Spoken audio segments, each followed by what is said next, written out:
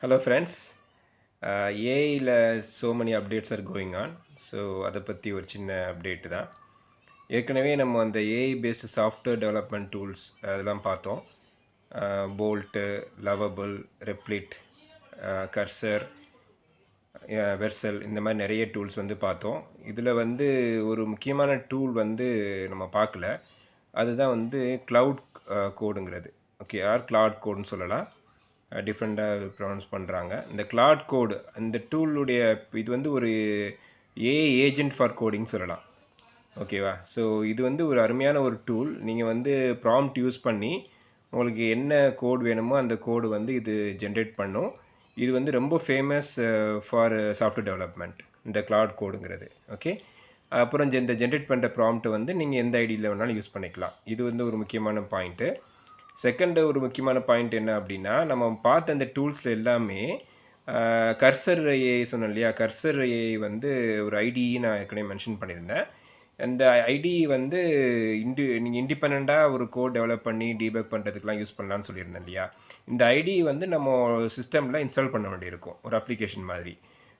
So கர்சருக்கும் மற்ற AI tools, ரெப்ளிட்டு, bolt இந்த மாதிரி ஏஐ டூல்ஸ்க்குள்ள மெயின் டிஃப்ரென்ஸ் என்னென்னா, இந்த ரெப்ளிட்டு, போல்ட்டு இது எதுவுமே வந்து நீங்கள் இன்ஸ்டால் பண்ணணும்னு அவசியம் கிடையாது. உங்கள் க்ரோம் ப்ரௌசரு அந்த மாதிரி ப்ரௌசர் இருந்தால் அதுலேயே நீங்கள் வந்து பார்த்துக்கலாம். ஸோ அது ஒரு பெரிய அட்வான்டேஜ். ஈவன் நீங்கள் மொபைலில் கூட ஒரு அப்ளிகேஷன், ஒரு ஃபுல் ஸ்டாக் அப்ளிகேஷன் வந்து டெவலப் பண்ண முடியும். அந்தளவுக்கு வந்து நீங்கள் அந்த ப்ரௌசர்லேயே நீங்கள் வந்து டெவலப் பண்ணிக்கலாம். இதுதான் ஒரு மெயின் டிஃப்ரென்ஸு. பட் கர்சர் ஒரு ஐடியினால கண்டிப்பாக அதோடைய அட்வான்டேஜஸ் வந்து உங்களுக்கு இருக்கும். ஸோ டேட்டா பேஸ் கனெக்ட் பண்ணுறதுலேருந்து எல்லாமே இன்னும் கொஞ்சம் ஈஸியாக இருக்கும்.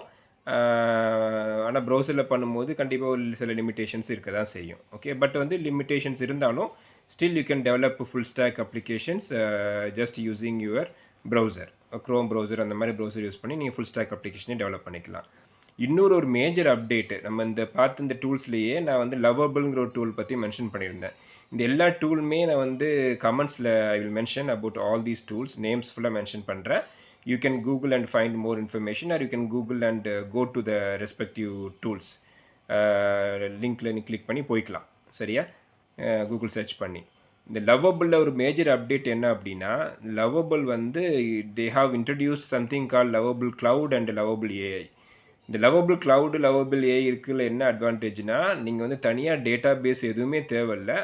நீங்கள் கோடை எழுதும்போதே when you are creating code, actually you are not even going to create a code, you are going to do only prompting இல்லையா?